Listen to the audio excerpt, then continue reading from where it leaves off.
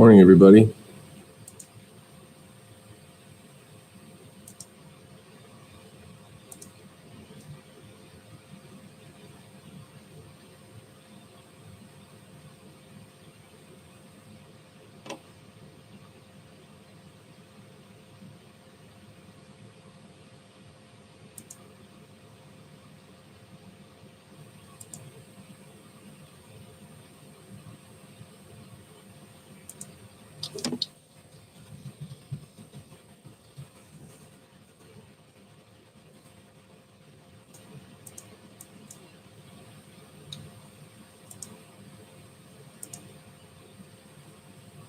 Just waiting for a few more folks to join here.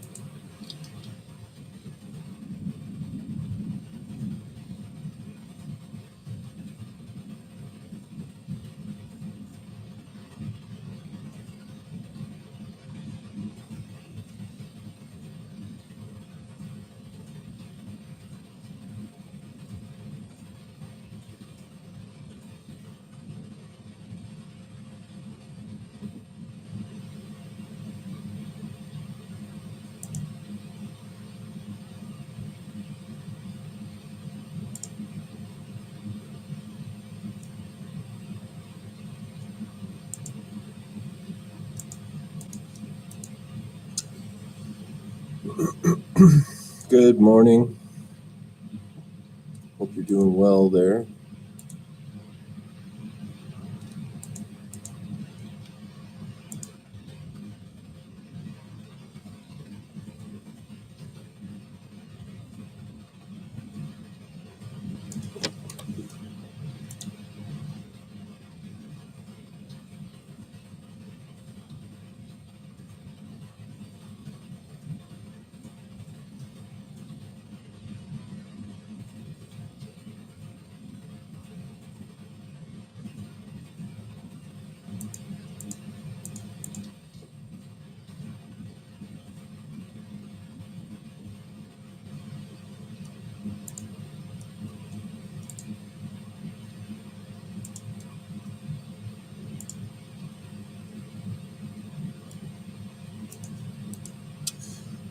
Still only have 13 people in here.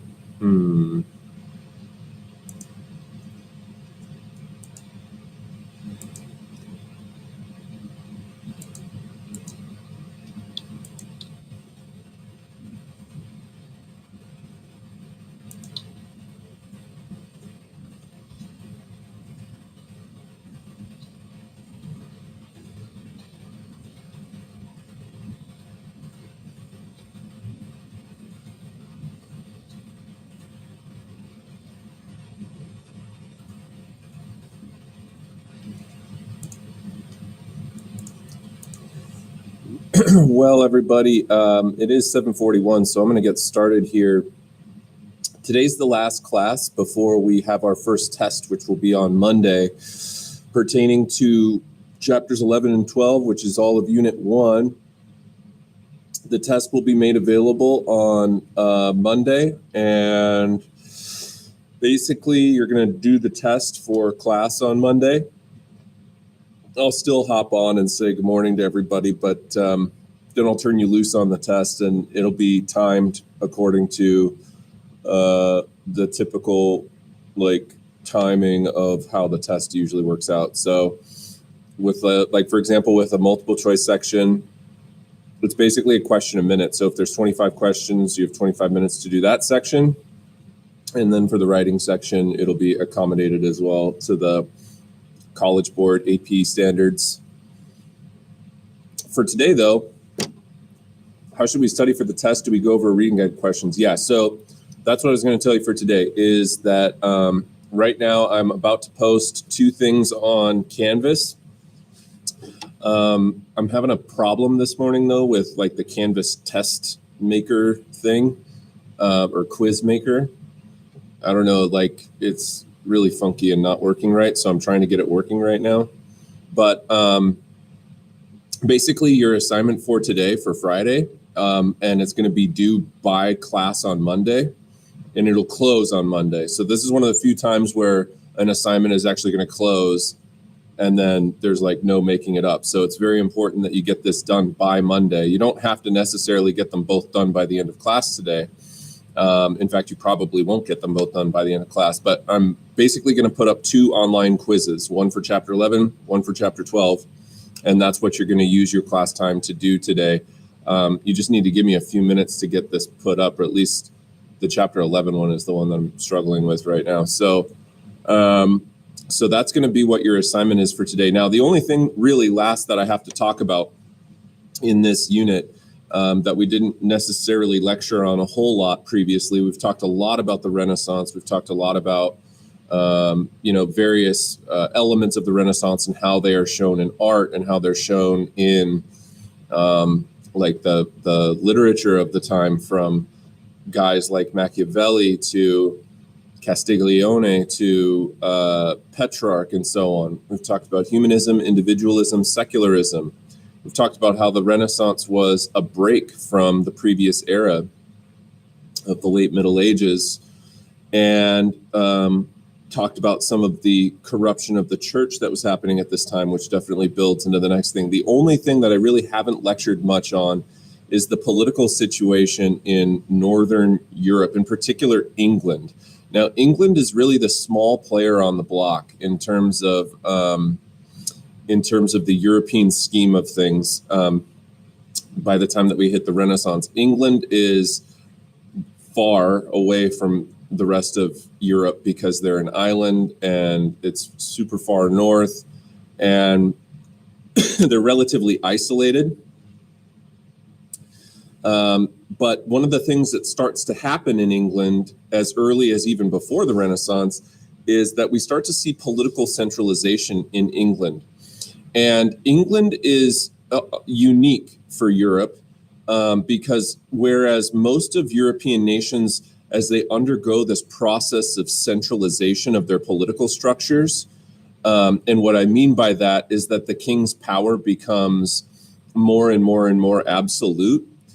England centralizes, but in some sense, it doesn't result in the king's power becoming more and more absolute.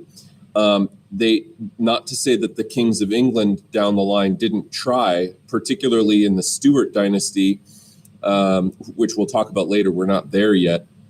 But in the Stuart dynasty, one of the things that ends up happening is that England, the parliament in England, which is the noble lawmaking body, increasingly starts to challenge the rule of James I and then Charles I after him. And it ultimately results in something called the English Civil War. Now, like I said, we're not there yet. You're not going to be tested on that. But one thing to note, though, about this process of centralization where these governmental structures start to become more uniform, that is that like the political structure in the late Middle Ages, if you'll recall, we talked about was very arbitrary. People, there was no common punishments for common crimes. Different regions of different countries would be run differently dependent on the lord that was the noble in charge of that region. The king had relatively little influence on distant nobles who acted more or less however they wanted. We start to see that disappear as we move into the period of the Renaissance, where these political apparatuses of the state start to become more centralized and more uniform, so that policies are administered more evenly throughout a particular kingdom. And this typically results in the king's power becoming also more centralized, like in the case of France or Spain. In England, the king's power is challenged by Parliament as far back as 1215 with the signing of something called the Magna Carta. The Magna Carta was a document that limited the ability of the king to arbitrarily raise taxes on nobility without their consent. And England starts to set up other law and order practices as well as juridical practices, like common law and jury trials and other things like that, that start to make the law more evenly administered across the land. And that's a unique feature of European countries. Most places, they don't have a parliamentary body of nobles that ends up down the line being able to legitimately challenge the king's authority, at least not for a really long time. Like France, absolutist France, the king of France power was more or less absolute. Not to say that his power was never challenged by other institutions. Surely it was, including nobles, but not to the level that England did. England, by the time that we get to about 1689 or somewhere in that region, has a constitutional monarchy, which is basically a monarchy whose power is limited by a constitution, a written document of law, of guaranteed rights to people and stuff like that. And that is not a feature of other places. So anyhow, so without going into too much more detail on that, there are other examples of political centralization that happen in Spain, in France, in England, to a lesser extent in Russia. Russia, we haven't really gotten to Russia, but Russia is about a century or two behind the rest of Europe at any given point throughout this whole class. But we will start to see a more centralized state develop in Russia in the late 1500s. The two exceptions to the majority of Europe that do not undergo this political centralization are going to be Italy and Germany. Germany wasn't called Germany at that time. It was called the Holy Roman Empire. But Italy and Germany stay really fragmented for a long time. And when I say fragmented, I mean in the case of the Holy Roman Empire, we're talking about legitimately thousands of tiny little principalities and bishoprics and things like that, each run by their tiny little lord or noble. And over time, after we get further into the class, we will start to see some consolidation in the Holy Roman Empire, but it's really not until the 1800s that Italy and Germany end up actually unifying into a centralized state apparatus, as the other nations are starting to already do at this point. So that's really pretty much the only thing that I haven't talked about. We talked a bit about the War of the Roses. I talked to you about English monarchs, and the one part of that story that I didn't really get to was Henry Tudor. So there was a king of England by the name of Richard III. And is it Richard III or Richard II? Now I'm questioning myself. It might be Richard II.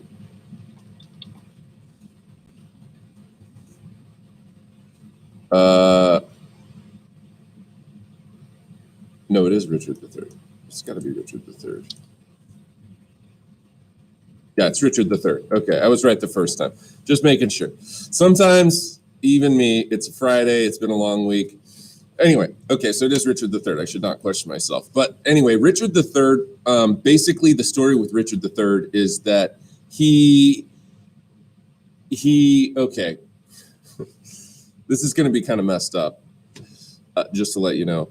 So Richard III had an older brother, and I think his older brother's name was Edward. And Edward had two boys, okay? Edward had two sons. And so because Richard III's older brother was king before him, the line of succession would be that when the older brother dies, his two sons would become next in line. The oldest son and then the younger son would be the next two in line to become king. Well, Richard III, the younger brother of the king, ultimately ends up basically killing these two boys, his nephews, okay? Now, we don't know if he's the one that actually murdered them, but he probably had them murdered. and they weren't discovered. It was one of those things where, believe it or not, like they just didn't show up one day and nobody knew where they were. And hundreds of years later, they were found, like their skeletons of like 11 and 13-year-old boy were found like underneath a staircase in the Tower of London or something like that. And so these two boys were essentially killed so that Richard III could become king, because there's a war happening, and Richard III, being pretty brutal, but also like, you know, interested in keeping the line of succession intact of his family, ends up taking over as king, and he goes into battle. And there's a battle right now during the War of the Roses. Essentially, there's these noble families that are warring with one another over the control of England. And one of the people who ends up distinguishing himself in battle is this guy, Henry Tudor. Henry Tudor defeats Richard III and the king's army in the Battle of Bosworth Field in 1485. Richard the King was only king for a short period of time, but he was a warrior king. In fact, he's the last king of England to be killed in a battle. And after he is killed, the new monarch of Henry VII, Henry Tudor, takes the throne. And Henry Tudor was very smart in how he did this. So you remember those two boys that I told you were killed? They had an older sister. And by the time that, you know, all of this ends up panning out, Henry Tudor, in order to secure his legitimacy as a monarch, ends up marrying the older sister of these two boys that were killed. And so that any children that they had with one another would ultimately be viewed as rightful heirs to the throne. So it's a pretty genius thing.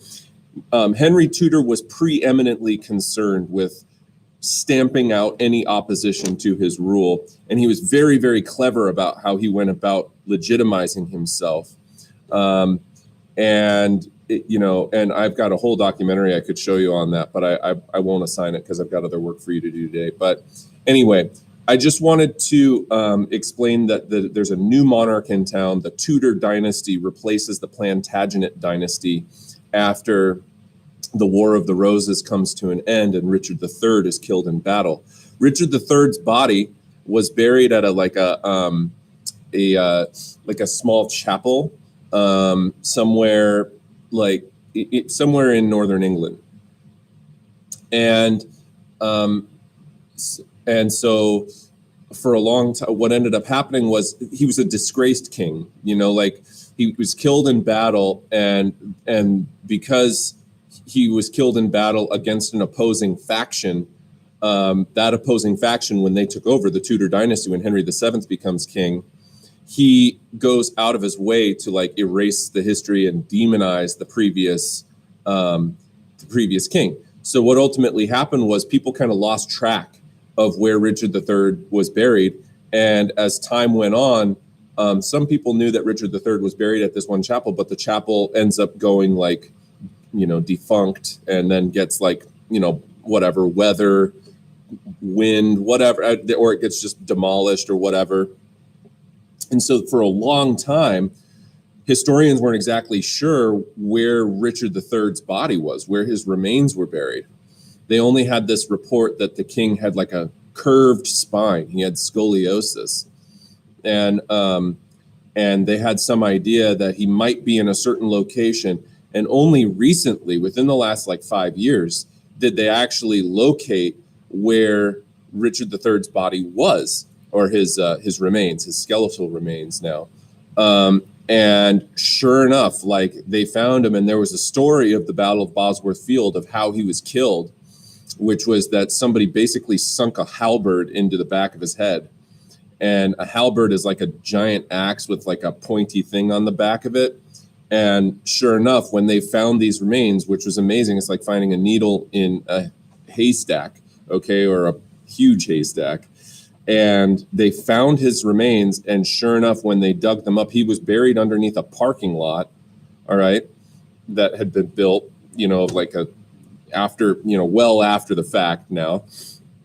And so they found him where the remains of this one chapel were alleged to be.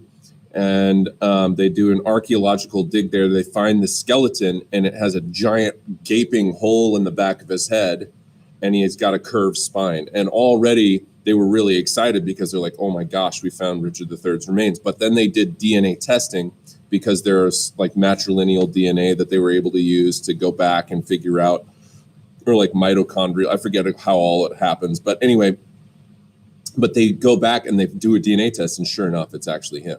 And so then there becomes, in a modern day time, a conflict over what side of the Yorkist family gets to like bury his remains, or where his remains will end up located. It's kind of funny, but anyway, if you want to look into it, look into like the archaeological discovery of Richard III. It's really pretty interesting. So, all right. So here's what I'm going to do is I am going to give you time now to work on these quizzes. Please get them done by 7:40 a.m. on Monday. All right, because if you don't do the quizzes before then, they won't help you on the exam. How else to study for the test? Definitely go over your reading guides.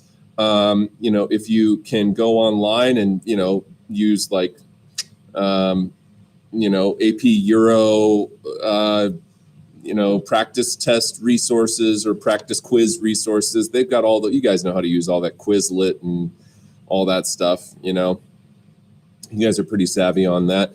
And then also, like, if there's like those flashcard things. Is that Quizlet? I don't know which one's Quizlet and which one's is quizzes. And then there's Quizzitive. There's so many of them. But anyway, just review terms, go over, use your syllabus, look at the major topics on your syllabus and ask yourself, hey, do I know what I'm talking about when I look at these things? Do I know what humanism is? Do I know what,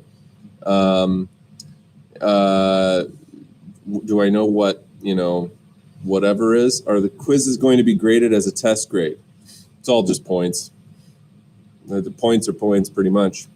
It's just any other assignment. But they're not up yet. Like I said, I'm having an issue with this. So I actually do have to let you guys go so I can put this up as soon as possible. All right. So, review concepts. We'll talk a little bit on Monday before you take the test about like what to expect in terms of, there'll be a multiple choice section and there'll be a short answer section. And I'll tell you on Monday how to do all of it right before the test. That way you don't forget over the weekend. And then we'll take the test, and that'll be the class on Monday. So it should go pretty smoothly, I think.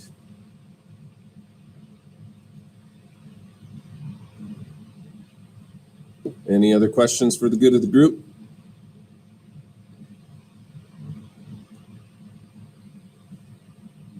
If not, I'm going to get back to fixing this thing here really quick, and then I will post this as soon as it's not messed up anymore. Okay, so thanks for tuning in. Attendance. Oh, thank you so much. Yes, attendance.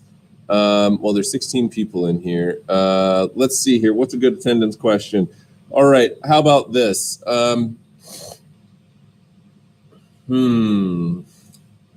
What is your favorite band right now? What is your favorite music group, band, whatever you listen to? What's your favorite thing that you're listening to right now?